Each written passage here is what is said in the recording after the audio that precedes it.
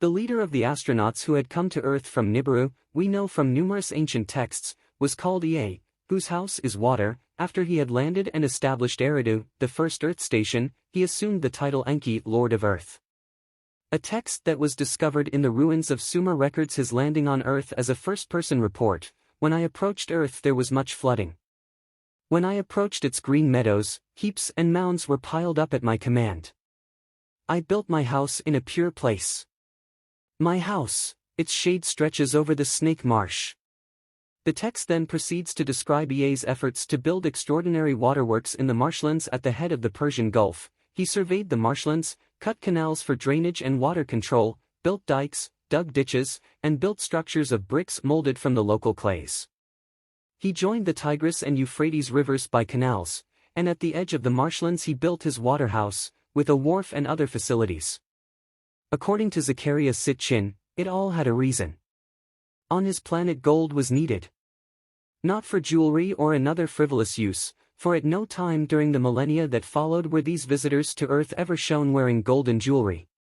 Gold was, no doubt, required for the space programs of the Nibiruans, as is evident from the Hindu texts' references to the celestial chariots being covered with gold. Indeed, gold is vital to many aspects of the space instruments and vehicles of our own times. But that alone could not have been the reason for the intensity of the Nibiruans' search for gold on Earth and their immense efforts to obtain it here and transfer it in large quantities to their own planet.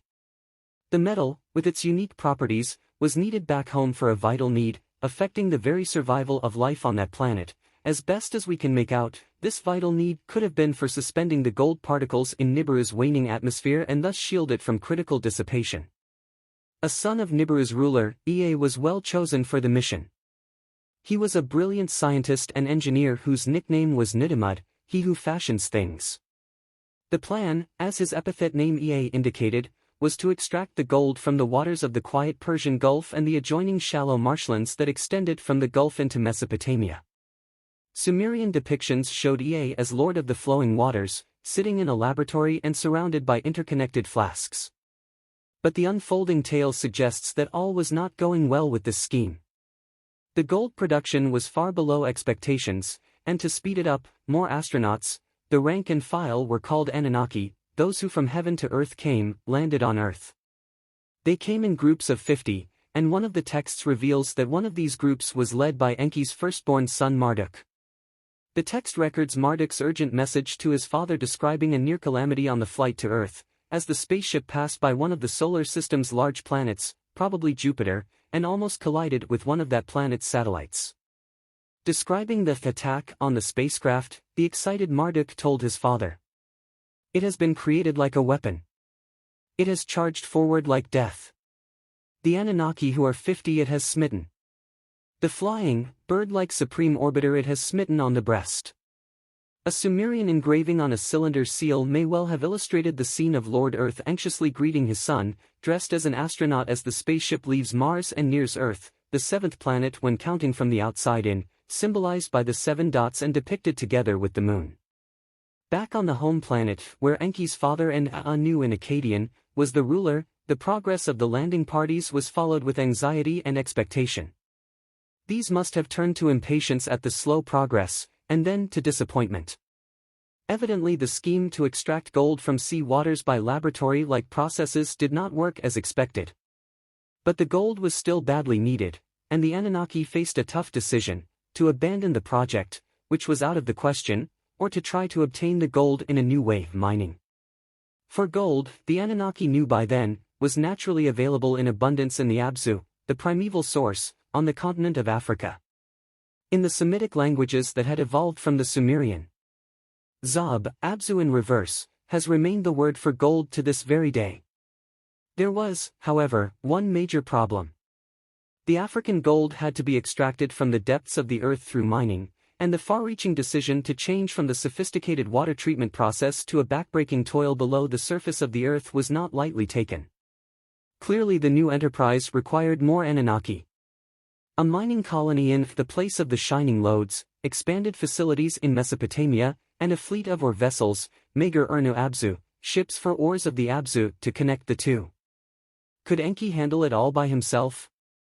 According to Sitchin, Anu felt that he could not, and 8 Nibiru years after Enki's landing, 28,800 Earth years, he came to Earth to see things for himself. He came down accompanied by the heir apparent Enlil, Lord of the Command, a son who, Anu must have felt, could take charge of Earth mission and organize the gold deliveries to Nibiru. The choice of Enlil for the mission might have been a necessary one, but it must have been an agonizing one as well, for it only sharpened the rivalry and jealousy between the two half-brothers.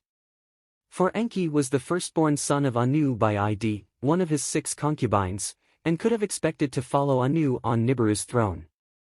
But then, as in the biblical tale of Abraham, his concubine Hagar, and his half-sister wife Sarah, Anu's half-sister wife Antum bore him a son, Enlil. And by the Nibiruan rules of succession, so faithfully adopted by the biblical patriarch, Enlil became the legal heir instead of Enki.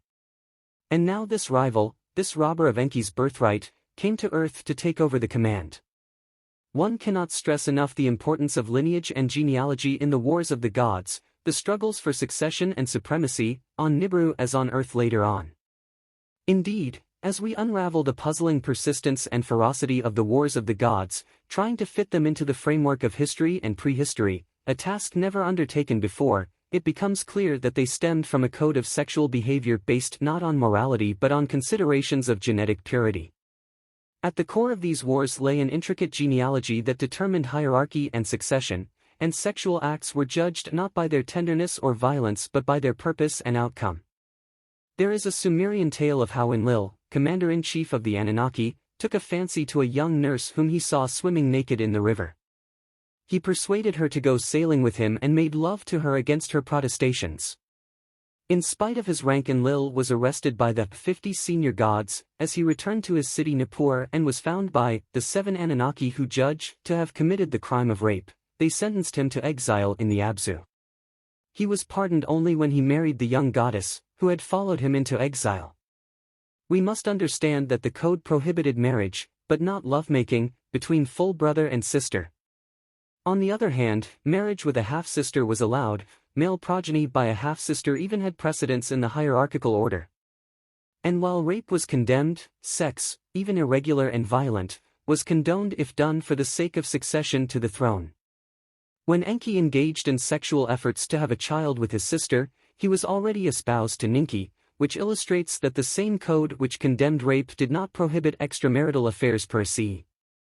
We also know that the gods were allowed any number of wives and concubines. A text catalogued as CT 24 listed 6 of Anu's concubines, but, if married, they had to select one as their official spouse, preferring, as Sitchin have mentioned, a half-sister for this role. If the god, apart from his given name and many epithets, was also bestowed with a title name, his official consort was also honored with the feminine form of such title.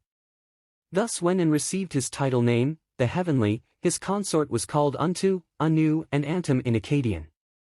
The nurse who had married Enlil, Lord of Command, received the title name Ninlil, Lady of Command. Enki's spouse Damkina was called Ninki, and soon. Because of the importance of the family relationships between these great Anunnaki, many so-called god lists prepared by ancient scribes were genealogical in nature. In one such major list, titled by the ancient scribes the and Ilu Anum series, there are listed the 42 foreparents of Enlil, clearly arranged as 21 divine couples. This must have been a mark of great royal lineage, for 2 similar documents for Anu also list his 21 ancestral couples on Nibiru. We learn that the parents of Anu were Anshargal, great prince of heaven, and Kashargal, great princess of firm ground. As their names indicate, they were not the reigning couple on Nibiru, rather, the father was the great prince, meaning the heir apparent, and his spouse was a great princess, the firstborn daughter of the ruler, by a different wife, and thus a half-sister of Anshargal. In these genealogical facts lies the key to the understanding of the events on Nibiru before the landing on Earth, and on Earth thereafter. Sending Ea to Earth for gold implies that the Nibiruans had already been aware of the metal's availability on Earth well before the landing was launched. How? For this and other answers, continue inhabiting our Anunnaki world. Subscribe to this channel. Like, comment and share. Anunnaki greetings.